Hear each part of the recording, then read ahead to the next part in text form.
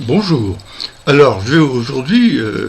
profiter de mon droit à des libres réflexions sur cette chaîne pour vous parler de quelque chose qui vient d'intervenir dans l'actualité politique, mais qui mérite aussi des réactions et des réflexions de caractère philosophique, à savoir l'adoption de la PMA par le Parlement français. Alors, je vous dis tout de suite, quitte à être minoritaire d'ailleurs, mais il n'y a pas que moi qui pense cela, je vous le dis également, je vous dis tout de suite que cette prise de position me choque à plusieurs niveaux, à un niveau, vous verrez, moral et éthique, mais aussi au niveau de la contradiction qu'elle paraît comporter, si vous voulez. Bon, alors, je vais commencer par rappeler que ce qui est en jeu, ce n'est pas bien entendu la question homosexuelle, qu'elle soit féminine ou masculine. Les homosexuels ont droit à un respect total, désormais, après des siècles durant lesquels, bien entendu, leur sexualité,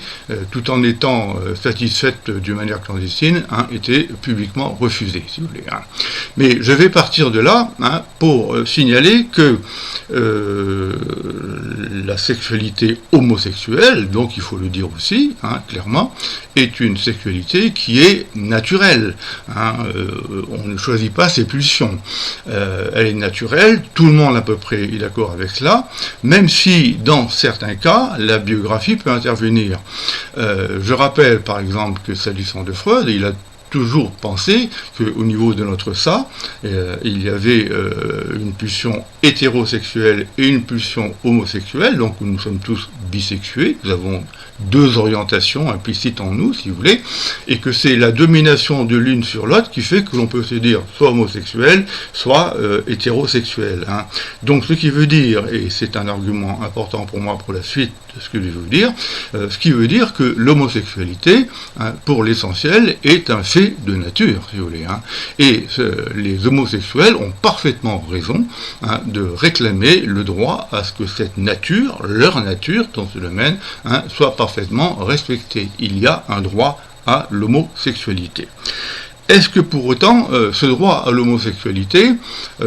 va entraîner, si vous voulez, un droit à la procréation, donc au désir d'enfant, sans passer par une relation hétérosexuelle? Et donc, c'est cela que je voudrais contester, parce que ça me paraît, si vous voulez, un petit peu contradictoire. Alors, je rappelle simplement cette contradiction en pensant essentiellement aux lesbiennes, aux couples de lesbiennes, mais on peut transposer bien entendu par rapport aux gays, qui, au nom de leur homosexualité féminine, donc vivent ensemble, bien entendu, désirent avoir un enfant, et ne veulent pas passer par une relation charnelle avec un homme pour avoir cet enfant, si vous voulez. Donc, il y a en elle un désir d'enfant, mais à condition de ne pas le faire dans le cadre d'une relation hétérosexuelle effective. Donc, ce qu'elle demande, tout simplement, c'est qu'il y ait un homme qui leur donne le sperme qui leur permet de procréer, mais cet homme ne sera que le géniteur, et non pas le père de l'enfant, si vous voulez. Or, il me semble que là, autant il y a un droit naturel à l'homosexualité, autant il me semble, moi, qu'en réclamant cela, les homosexuels, simplement font du désir d'enfant quelque chose qui me paraît assez contradictoire, assez contestable, tel qu'il le présente, et qui va, à ce moment-là, contredire ce que moi je maintiens comme étant une loi de la nature. La loi de la nature fait que la procréation, la venue d'un enfant au monde, résulte nécessairement, inévitablement, d'un homme et d'une femme, donc de deux êtres différents sexuellement, et normalement, ça se passe par l'intermédiaire d'un rapport sexuel effectif. Or, dans le cas de l'homosexualité féminine en particulier, je m'arrête simplement sur ce cas, il se trouve que les deux femmes, ou l'une des deux femmes, peu importe, la femme en général, dans ce cas-là, a un désir d'enfant, mais elle ne veut pas passer par quelqu'un avec qui elle aurait un rapport sexuel et encore plus amoureux. Donc il y a vraiment là un désir d'enfant, si vous voulez, pour soi, qui me paraît terriblement, si vous voulez, égocentrique, narcissique, égotiste, comme vous voudrez,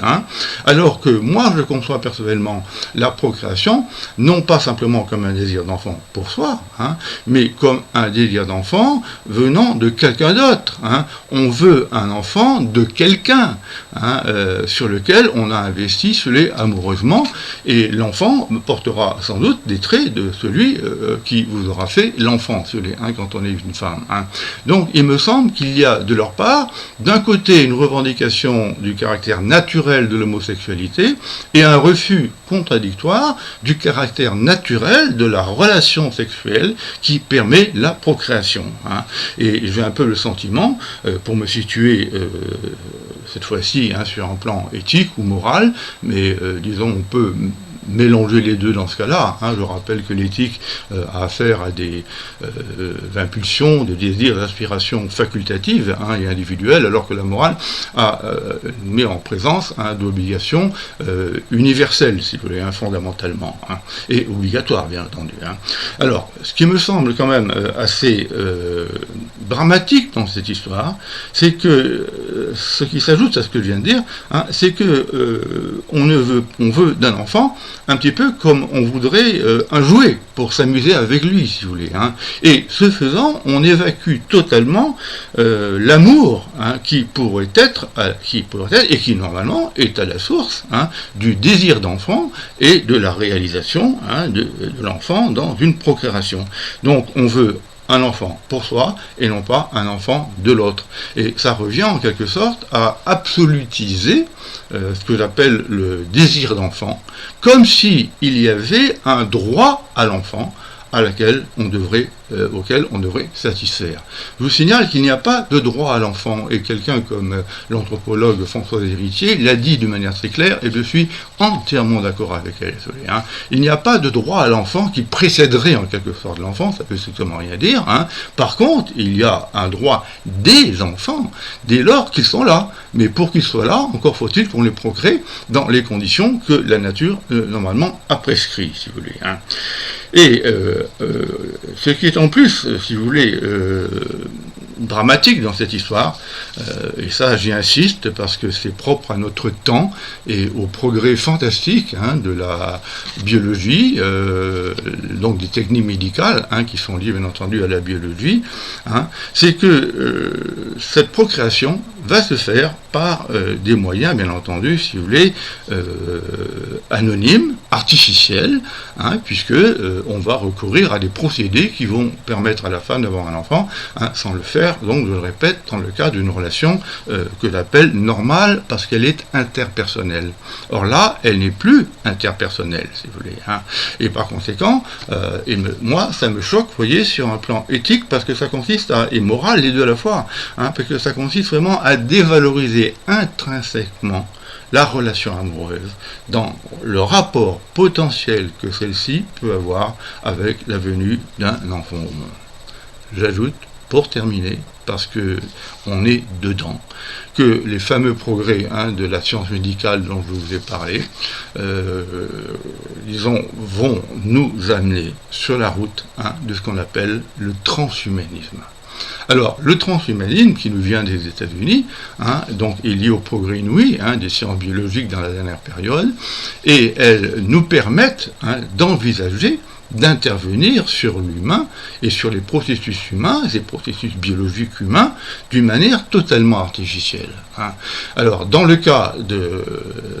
la procréation par médicale assistée, on est précisément là-dedans. Parce que c'est pas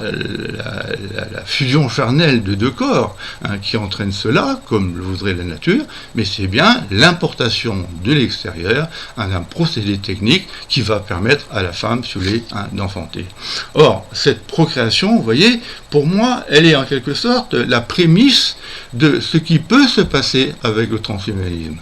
Le transhumanisme, je suppose que vous le savez, mais je le précise quand même parce que c'est très important, le transhumanisme ne consiste pas simplement, comme le fait la médecine habituelle, à réparer ce qui se passe dans le corps humain, quand celui-ci est malade, quand il y a un handicap, etc. C'est la fonction normale et fondamentale de la médecine, dont même un homme comme Descartes, dont il est arrivé de parler, faisait l'apologie dans le discours de la méthode. La médecine, elle est curative, elle veut guérir, elle veut réparer, si vous voulez.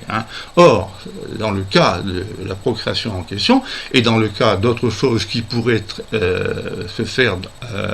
ensuite, et qui sont en quelque sorte potentiellement présentes dans